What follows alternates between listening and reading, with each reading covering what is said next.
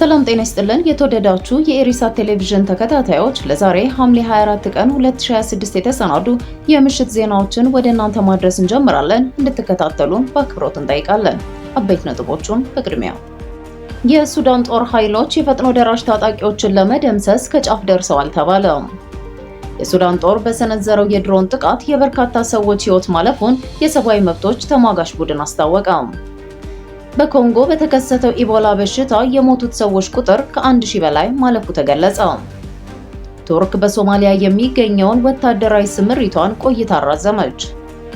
በስፔን ሰሞኑን የተነሳው ሰደድ እሳት ከቁጥጥር ውጪ መሆኑ ተገለጸ። ግሪክ የአየር መከላከያ ዘዴዎችን ከእስራኤል ለመግዛት የ$4 ቢሊዮን ስምምነትን አጸደቀች። ወደ ዝርዝር ዜናዎቹ እናልፋለን። ቆይታችሁን ከኛ ጋር አድርጉ።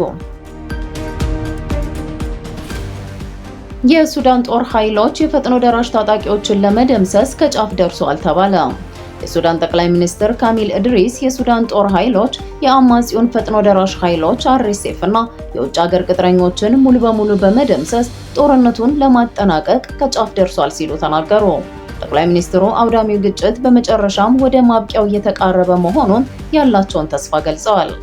የቦትስዋና፣ ጋቦን እና ሊቢያ ተወካዮችን ያቀፈው የአፍሪካ የመረጃና የደህንነት አገልግሎቶች ኮሚቴ በትሮይካ ባደረገው ከፍተኛ ደረጃ ጉብኝት ወቅት ንግግር ያደረጉት ጠቅላይ ሚኒስትር ካሚል ኢድሪስ ሀገሪቱን ለማፍረስና ዜጎቿን ለማፈናቀል አልሞ የተነሳው እቅድ በይፋ መክሸፉን አስታውቀዋል።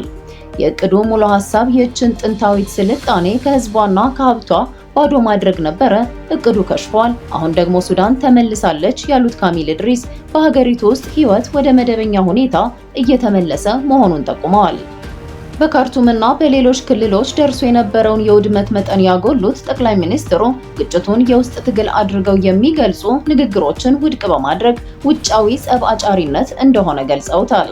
ይህ በሱዳን ውስጥ ወይም በሱዳን ላይ የተደረገ ጦርነት አይደለም፣ በበርካታ ሀገራትና ኃይሎች የሚዘወር በሱዳን ላይ የተከፈተ ጦርነት ነው ሲሉ የተናገሩ ሲሆን ሰፊ የጂኦፖለቲካዊ ተጽዕኖውን በሀገሪቱ ላይ የተከፈተ ዓለም አቀፍ ጦርነት ሲሉ ገልጸውታል። የጦር ኃይሉን ስኬት ያረጋገጡት ኢድሪስ ሰላም አሁንም ዋና ዓላማ እንደሆነ አስምረውበታል።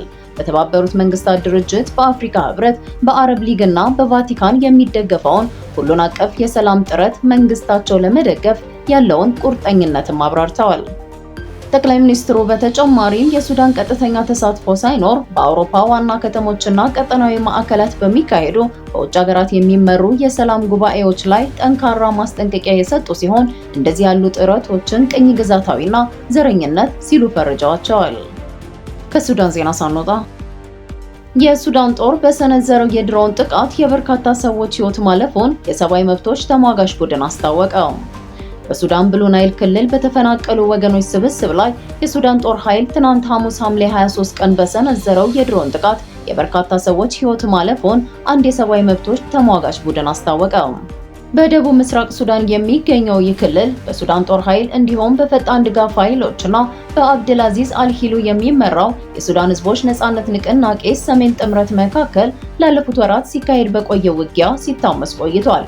ግጭቱ ወደ ኤዳማዚን ከተማ የሚደረጉ ከፍተኛ የህዝብ መፈናቀሎችንም አስከትሏል።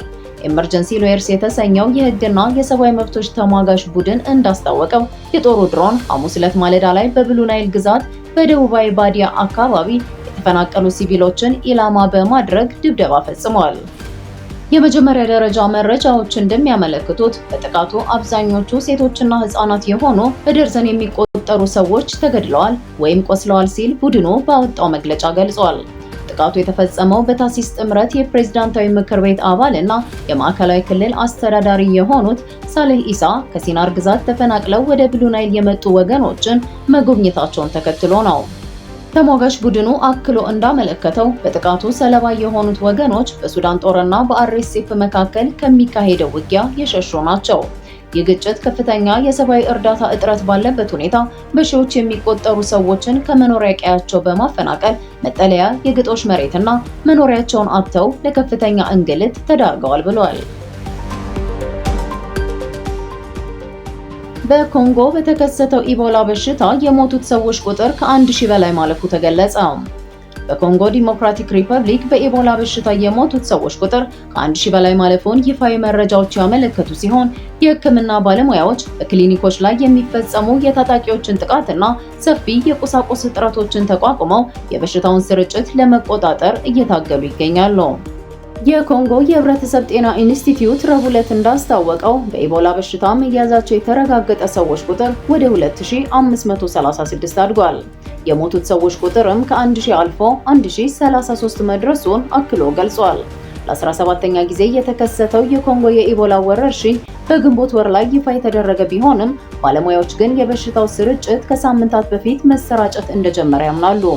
ወረርሽኙ የተከሰተው እስከ 40 በመቶ የሞት መጠን ባለው ቡንዲቡጊዮ አማካኝነት ሲሆን እስካሁን የጸደቀ ክትባት የለውም። ይህ በእንዲህ እንዳለ ታጣቂ ቡድኖች በሚንቀሳቀሱበት ቀጠናና የበሽታው ማዕከል በሆነችው የምስራቃዊ ኮንጎ ክፍሎች ውስጥ ያለውን የጸጥታ ችግር የጤና ባለስልጣናት መጋፈጥ ግድ ብሏቸዋል። በአካባቢው የመሰረታዊ ቁሳቁሶች እጥረት ያጋጠመ ሲሆን በአካባቢው ነዋሪዎች አማካኝነት በጤና ተቋማት ላይ ጥቃቶች ተፈጽመዋል። አንዳንድ ዘመዶቻቸውን ያጡ ቤተሰቦችም የሞቱ ወዳጆቻቸውን እንዳይቀብሩ በሚከለክሉት የጤና ገደቦች ምክንያት ማዘናቸው ተገልጿል። ቱርክ በሶማሊያ የሚገኘውን ወታደራዊ ስምሪቷን ቆይታ አራዘመች። ቱርክ ስትራቴጂካዊ አጋርነቷን እያሰፋች ባለችበት ወቅት በሶማሊያ የተሰማራው የቱርክ ወታደራዊ ኃይል ቆይታ ጊዜ ከሐምሌ 20 ቀን 2026 እስከ ሐምሌ 20 ቀን 2028 ድረስ ለተጨማሪ 2 ዓመታት እንዲራዘም የቀረበውን ውሳኔ የቱርክ ፓርላማ አጽድቋል። የቱርክ መገናኛ ብዙሃን እንደዘገቡት ይህ የጊዜ ማራዘሚያ ውሳኔ የጸደቀው ፕሬዝዳንት ረሲፕ ጣይብ ኤርዶጋን ጥያቄ ማቅረባቸውን ተከትሎ ሲሆን በሁለቱ ሀገራት መካከል በተፈረመው የመከላከያና የኢኮኖሚ ትብብር ስምምነት መሰረት ቱርክ ለሶማሊያ የምታደርገውን ወታደራዊ ድጋፍ ቀጥላለች። ውሳኔው የቱርክ ኃይሎች የሶማሊያ የጦር ኃይሎችን የማሰልጠንና የመደገፍ አልሸባብን ጨምሮ ከሽብርተኞች ጋር የሚደረገውን ትግል የመደገፍ እንዲሁም በሶማሊያ የውሃ ክልል በኤደን ባህረ ሰላጤና በአረብ ባህር አካባቢዎች ሰፊ የደህንነትና የባህር ላይ እንቅስቃሴዎችን የመደገፍ ሚናቸውን እንዲቀጥሉ ያስችላቸዋል ተብሏል። በተጨማሪም ውሳኔው የተሰጠው አንካራና ሞቃዲሾ በደህንነት በመከላከያና በኢነርጂ ዘርፎች ያላቸውን ትብብር እያጠናከሩ ባሉበት ወቅት ሲሆን ቱርክ በሶማሊያ በማደግ ላይ ባለው የባህር ውስጥ የነዳጅና የተፈጥሮ ጋዝ ዘርፍ ውስጥ የምታበረክተው ሚና እያሰፋች ትገኛለች። በሚያዝያ ወር የቱርክ ጥልቅ ባህር የቁፋሮ መርከብ የሆነችው ቻግሪቤ ከአንካራ የመጀመሪያው የውጭ ሀገር ጥልቅ ባህር የቁፋሮ ተልዕኮ ጋር በተያያዘ በሞቃዲሾ የባህር ዳርቻ ላይ ደርሳለች።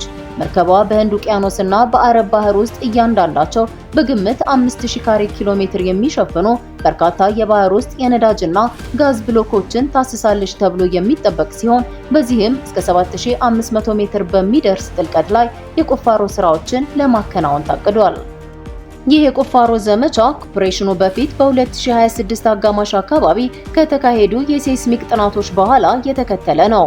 ኤርዶጋን ቀደም ሲል ከነበሩት አሰሳዎች የመጀመሪያ ውጤቶች ከ6 እስከ 9 ወራት ባለው ጊዜ ውስጥ ሊወጡ እንደሚችሉ ጠቁመው ነበር። ዘገባዎች እንደሚጠቁሙት ከፍተኛ የባህር ውስጥ ነዳጅና ጋዝ ክምችት ሊኖር እንደሚችል ቢገለጽም ለንግድ የሚሆን የሀብት መጠን ግን በአሰሳና በቁፋሮ ውጤቶች ላይ የተመሰረተ ይሆናል። ሶማሊያ በተለይም ከአልሸባብ የሚሰነዘርባትን ተደጋጋሚ የደህንነት ስጋት በመጋፈጥ ላይ ባለችበት ወቅት የቱርክ ወታደራዊ እርዳታ እንዲቀጥል ጠይቃለች። ቱርክ በሞቃዲሾ የሚገኘውን ትልቅ የማሰልጠኛ ተቋም ጨምሮ ወታደራዊ ህልውናዋን በሶማሊያ ለዓመታት ያቆየች ሲሆን ይህም መከላከያን፣ ደህንነትን፣ ልማትንና ኢነርጂን ያካተተ የሰፋ አጋርነቷ አካል ነው። በስፔን ሰሞኑን የተነሳው ሰደድ እሳት ከቁጥጥር ውጭ መሆኑ ተገለጸ።